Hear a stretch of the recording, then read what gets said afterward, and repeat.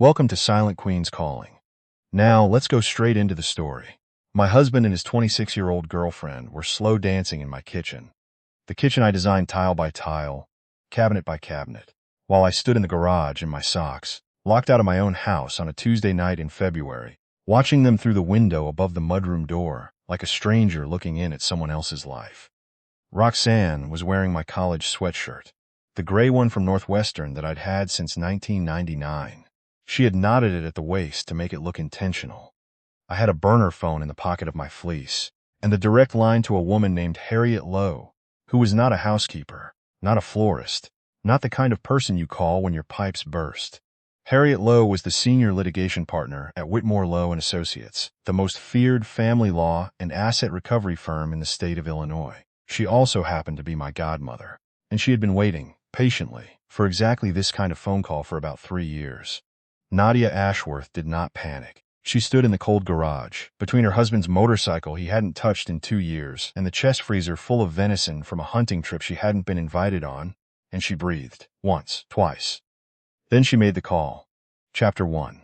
The inventory. It had started, as these things often do, with a number that didn't add up. Nadia had been a forensic accountant before she married Rowan Ashworth. Before he convinced her, slowly and then all at once, that her career was stressful and that she deserved to rest. That he made enough for both of them. That her skills were being wasted on corporate audits when she could be building something beautiful at home. He said this with such warmth in the first year. By the 3rd year, he said it differently. By the 5th, he didn't say it at all. He simply assumed it, the way men like Rowan assume most things, that the world would cooperate with their preferences without being asked. Nadia had cooperated. She'd left the firm. She'd poured herself into the house, into their social calendar, into the charity board she sat on, because Rowan felt it reflected well on him. She told herself she was content. Some mornings, standing in the kitchen she'd renovated with her own vision and her own eye for proportion, she almost believed it. But she had never lost the habit of the numbers. It was February. She had been balancing the household accounts. Rowan left this to her, not out of trust, but because he found it tedious. When she noticed a recurring transfer she didn't recognize, $1,800 a month, 12 months running, flowing out of their joint savings into an account labeled simply RDA Holdings LLC. She searched the name. Nothing public. She searched the registered agent, a name she didn't know, tied to a P.O. box in Evanston. She did not confront Rowan immediately. That was the old Nadia's instinct. Bring it to him. Ask him directly. Take his word for whatever he offered. Instead, she spent 4 days being very quiet and very thorough. By the time she found the apartment lease, buried in his personal email, which she accessed using a password he'd never bothered to change because he didn't believe she would ever look, she had already assembled a fairly complete picture of what she was looking at. Rowan Ashworth, director of corporate development at Meridian Group, was financing a studio apartment in the Wicker Park neighborhood of Chicago for a woman named Roxanne Fielding. 26 years old, junior brand manager. She had been, until 9 months ago, an intern at Meridian Group. She was now a full-time employee in a department that reported directly to Rowan. The transfers totaling $21,600 over the preceding 12 months had come from joint savings. From the account Nadia had contributed to every month, with the proceeds of a small private investment portfolio she'd maintained without fanfare since before the marriage. The evening she found the lease, Nadia cooked dinner, chicken piccata, because Rowan liked it. She set the table properly. She poured wine. She waited.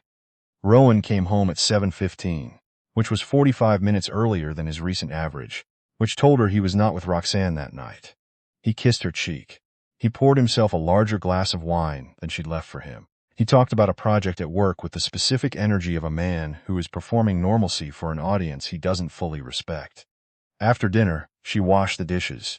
He disappeared into his office. She dried her hands on a dish towel and thought, very clearly, not yet. She was a forensic accountant. She knew better than anyone that you don't move until the picture is complete. Chapter 2. The Architecture of a Lie. To understand the particular texture of the mistake Rowan Ashworth was making, you had to understand who Nadia actually was. Not Nadia the wife. Not Nadia, the woman who arranged the seasonal wreath on the front door and kept the guest room stocked with good hand soap. The other Nadia, the one who, at 31, had been the lead forensic analyst on a federal fraud investigation that resulted in the conviction of a sitting state senator and 2 of his financial advisors. The one who had been recruited by 3 different federal agencies, and turned them all down because she preferred the precision of private practice. She had met Rowan at a benefit dinner for the Chicago Symphony. She was 34, he was 42, and genuinely charming. Not in the plastic way of men who've been told they're charming, but in the specific, dangerous way of men who are intelligent enough to read a room and calibrate accordingly. He'd found her at the periphery of the party, the only woman in the room, who looked like she was doing math in her head during the string quartet, and he'd asked her what she was calculating. The distance between the seating plan and the actual social architecture of the table, she'd told him. He'd laughed with his whole face. She'd thought, this one sees me. She had been wrong, or perhaps she had been right, and then watched it curdle into something else. By their 2nd year of marriage, the Nadia he'd found fascinating had become, in his private accounting, an inconvenience. Her precision read as criticism. Her independence read as ingratitude. He began gradually and expertly to sand down the edges of her. The career went first. Then the friendships he found unsophisticated. Then, so slowly she hadn't noticed until it was mostly done, her own confidence in her read of the room. Except for one thing he had not known about. Before the marriage, when she was still at the firm, Nadia had worked a case involving a man not unlike Rowan, wealthy, dominant, certain of his own invincibility. That case had taught her something she'd carried forward. Always keep a ledger of your own. Not out of paranoia, out of professional habit. She had never once mixed her private financial accounts with the joint accounts. The portfolio she'd built before the marriage, seeded with an inheritance from her grandmother, and grown carefully over 12 years, remained entirely in her name, managed through a private wealth firm under her maiden name, Nadia Okafor. Rowan knew the portfolio existed in the abstract. He did not know its size. He had assumed, because she let him, that it was modest, a small nest egg, something sweet and irrelevant. It was not modest. She had also, 4 years into the marriage, made a quiet call to Harriet Lowe, not because she suspected anything yet, because she was a forensic accountant, and forensic accountants understand that the best time to structure a defense is before you need one. Harriet had helped her document everything: the premarital assets, the contributions to the joint accounts, the paper trail of every dollar she'd brought into the household, every receipt, every transfer, a full and legally sound inventory, notarized and filed, waiting in Harriet's office like a fire extinguisher behind glass. She'd hoped she would never need it. By the Thursday of the week she found the apartment lease, she knew she was going to need it. That Thursday evening, Rowan told her he was working late. He'd been telling her this 2 or 3 nights a week for the better part of a year. She drove past the Meridian Group offices at 8:15. The building was largely dark.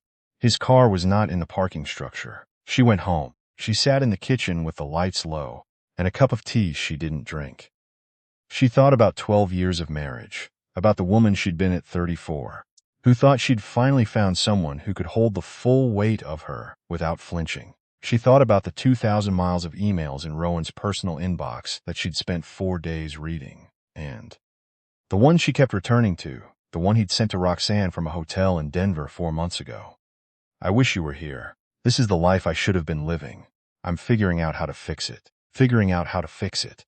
She had the inventory. She had Harriet. She had 12 years of intimate knowledge of Rowan Ashworth's financial architecture and every pressure point within it.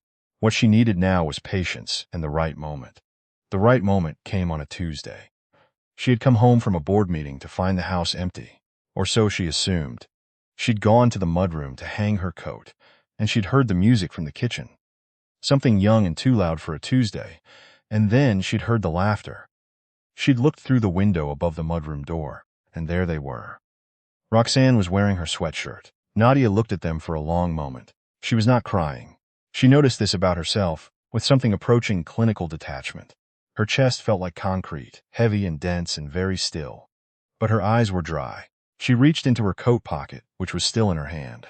She found the burner phone she'd purchased 10 days earlier at a drugstore on Michigan Avenue, paid for with cash. She walked back through the garage, sat in her car, and called Harriet Lowe. Harriet answered on the second ring. "Is this it?" Harriet said, without preamble. "He brought her to the house," Nadia said. "She's in my kitchen. She's wearing my Northwestern sweatshirt." There was a brief pause. "All right," Harriet said. "Then we move." Chapter 3. Protocol. The conversation with Harriet lasted 47 minutes. Nadia sat in the car in the garage with the engine off, and the February cold pressing against the windows. And she spoke in the quiet, level voice of a woman running an internal audit she'd been preparing for, without knowing she was preparing for it. Harriet listened. Then she asked 12 questions. Nadia answered all 12 with specificity, because she had documentation for all 12. The apartment lease, the wire transfers, Rowan's personnel file at Meridian Group, which Nadia had photographed during a moment when his work bag sat open on the mudroom bench, and which showed that Roxanne Fielding's last 2 performance reviews had been signed by Rowan personally in direct violation of Meridian's internal HR policy regarding supervisory relationships. That's a liability exposure for the firm, Harriet said. I know, Nadia said, and the premarital assets are fully documented, filed in your office, last updated 14 months ago. Harriet was quiet for a moment in the way that meant she was thinking quickly and well. The joint account draws for the apartment rent. That's marital waste. Clear and documented. We can move on that immediately. I want it done right, Nadia said. Not fast. Right. Then here's what's going to happen, Harriet said. By the time the call ended, the following actions were in motion, or would be before morning. Harriet's office had filed for emergency injunctive relief to freeze the joint accounts, citing the documented pattern of dissipation, the legal term for one spouse depleting marital assets for a non-marital purpose. A judge Harriet had worked with for 20 years would review the filing first thing in the morning. Harriet expected it to be granted before noon. A private investigator named Dale Okonkwo, who worked exclusively with Harriet's firm and had, in Harriet's words, the patience of a monk and the instincts of a bloodhound, would begin documenting Rowan's movements. Not for purposes of harassment, for purposes of discovery. The cleaner the record, the cleaner the case. Most importantly, Harriet had placed a call on Nadia's authorization to a contact at Meridian Group's parent company, a private equity firm whose managing partner had retained Harriet's firm for 3 separate matters over the past 8 years and owed her the professional equivalent of a kidney. The call communicated, in careful and entirely factual terms, that Meridian Group's director of corporate development appeared to have been conducting a personal relationship with a direct report, financing that relationship with funds drawn from a joint marital account, and authorizing that direct report's performance reviews in violation of company policy. HR investigations move slowly at most companies. At companies whose parent firm has just been made aware of a potential liability, they move considerably faster. Nadia listened to all of this without interrupting. When Harriet finished, she said, "What do I do tonight?"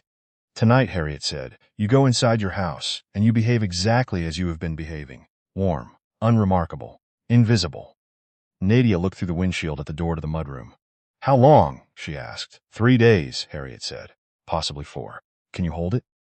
Nadia thought about 12 years. She thought about the Denver email. She thought about her grandmother's money, patiently growing in an account that bore her real name, the name she'd been before she became someone's wife. "I can hold it," she said. She ended the call. She sat for another moment in the dark. Then she tucked the burner phone into the pocket of her coat, opened the car door, and walked back into her house. Roxanne was gone. Rowan was in the kitchen, cleaning up the wine glasses with the particular guilt-fueled efficiency of a man trying to erase evidence. He turned when he heard her come in, and his face did something complicated. "Hey," he said. "How was the board meeting?" "Fine," Nadia said. She hung up her coat. She poured herself a glass of water. "Yours was good too, I assume." He looked at her steadily. He could not tell. She knew. Whether she knew. That was the thing about spending 12 years with a forensic accountant and never fully grasping what that meant. He had no way of measuring what she saw and what she didn't. "Sure," he said. "Long day." "They usually are," she agreed, and went upstairs to read. Chapter 4. 3 days. She held it. 3 days is a long time to be in the same house as a lie you can see through. It requires a specific kind of discipline that is less about suppressing emotion and more about redirecting it. Nadia had spent 12 years developing this particular skill without knowing she was doing it. All those evenings of making dinner for a man who came home from a place she now understood. All those mornings of reading something hollow in his eyes and deciding, for the sake of the peace she'd worked to build, to look away. She used those 3 days the way she had learned to use long stretches of documentary work. Methodically, without drama, building the record. She photographed the wine glasses Rowan hadn't quite finished cleaning, with the faint print of a lipstick color she did not own on the rim of one. She documented the dry cleaning he brought home on Wednesday, which included an item that was not his size and not her style. She noted the 3 phone calls he took in his car in the garage, visible from the kitchen window, that lasted between 11 and 18 minutes each, none of which he mentioned. She slept 8 hours a night. She was very calm. The calm was real, not performed. It had the quality of something that arrives after a long and difficult journey. Not peace, exactly, but resolution. The absence of uncertainty. She had spent the better part of a year in the gray fog of almost knowing, and the fog had lifted. Whatever came next, at least she would be walking toward it with clear eyes. On the morning of the 4th day, Harriet called the main line. The injunction was granted this morning at 10:40, Harriet said. Joint accounts are frozen as of now. His personal accounts, the 2 he listed on your joint tax filing, are under review by the court. The HR investigation at Meridian was formally opened yesterday. He's been placed on administrative leave, pending outcome, effective as of this morning. Nadia was standing at the kitchen sink when she took the call. She was looking out at the backyard, at the bird feeder she'd hung last March that Rowan had said was tacky. And the apartment? She asked. Dale photographed him entering and exiting the Wicker Park address on 3 separate occasions this week. We have documentation of the wire transfers funding the lease. We'll file a marital waste claim as part of discovery. What about Roxanne Fielding? There was a pause. She's been placed on administrative leave as well, pending the HR investigation. She's not your adversary here, Nadia. She's a complication of his making. Nadia looked at the bird feeder. A sparrow landed on it, regarded the empty tray, and flew away. I know, she said. He's going to find out today, Harriet said. When he tries to access his accounts and gets a wall. When HR calls him in, are you ready for that? Yes. Do you want someone there? I can send. No, Nadia said. I'd like to be alone for it. She heard Harriet breathe out slowly, with the specific quality of a woman who has seen this moment many times and understands what it costs. You've built this well, Nadia. Every single piece is in place. You have nothing to be afraid of. I'm not afraid, Nadia said, and she meant it. Chapter 5, The Reckoning. Rowan came home at 2 in the afternoon. This was not normal. Rowan did not come home at 2 in the afternoon on a weekday. Nadia heard his car in the driveway, and she put down the book she'd been reading. Actually reading. She had found herself capable of concentration again, which felt like something returning to her, and waited. He came through the front door without taking off his coat. That told her everything she needed to know about his emotional state. Rowan was a man who had strong feelings about the mudroom routine. Shoes off at the door, coat on the hook. There was a whole system. When he stood in the front hallway in his coat and his work shoes on the hardwood floor, it meant whatever was happening inside him had overridden the performance. She was sitting in the front room. She'd chosen it deliberately. The chairs faced each other across a low table, and the light from the windows came in at an angle that favored her side of the room. She had learned, in 12 years of watching Rowan in professional settings, that he was acutely sensitive to spatial advantage. She wanted him to feel, when he saw her, that she was entirely at home. She was. They suspended me, he said. He was looking at her with something she recognized as the earliest stage of fear. Not the sharp kind, but the dawning kind. The kind that comes when the architecture of a situation begins to look less familiar than it did a moment ago. I know, Nadia said. He stared. What do you mean, you know? I mean that I'm aware of why you've been suspended. The HR investigation. The policy violation regarding Roxanne Fielding's performance reviews. She kept her voice level because there was no reason for it to be otherwise. This was information. She was conveying it accurately. Rowan's jaw tightened. He took a step into the room and stopped. How long have you? What did you do? I didn't do anything to cause the investigation, she said. You did that. I simply made sure the people who needed to know about it were informed. Nadia. His voice shifted. There it was. The register he used when he wanted her to feel like she was being unreasonable, the tone that lived just below a warning. Whatever you think you know, you need to understand that you're making a serious mistake here. I can explain. Rowan. She said his name once, cleanly. The joint accounts are frozen. I filed for injunctive relief 4 days ago, and it was granted this morning. The wire transfers to RDA Holdings, which was financing Roxanne Fielding's apartment in Wicker Park, have been flagged as marital waste. Harriet Lowe is handling the filing. The name landed the way she knew it would. Harriet Lowe was not a secret in their social and professional world. Rowan had met her at 3 separate events. He understood, with the specific comprehension of a man who had built his career on assessing, Threat levels. Exactly what it meant that Harriet was involved. His face went through several things in quick succession. She watched it without particular feeling, the way she used to watch market indicators in difficult cases, noting the movement, reading the direction. "You have been planning this," he said. "I have been prepared," she said. "There's a distinction." He sat down in the chair across from her without being invited to, which was the first honest thing he'd done in the conversation. He leaned forward, his elbows on his knees, and he looked at her the way he used to look at her, with the full weight of his attention, with the intelligence she had once found so compelling, turned toward her directly. "You're going to blow up 12 years of marriage over this," he said, his voice lower now. "You're going to burn everything we built because of $21,600 of joint savings," she said, "funneled over 12 months to finance an apartment for a 26-year-old woman you were sleeping with while you were married to me. Rowan, I am a forensic accountant. Did you genuinely believe I wouldn't find it?" The silence that followed was the most honest thing that had happened between them in a year. She watched him understand. Not just the facts of what she'd done, but the deeper thing. The version of her he had constructed in his mind. The woman who needed him, who had been domesticated by years of comfortable dependence, was not the woman sitting across from him. It had never been her. He had been married this whole time to a woman he had fundamentally failed to see, and the not seeing had not made her smaller. It had simply given her room to work.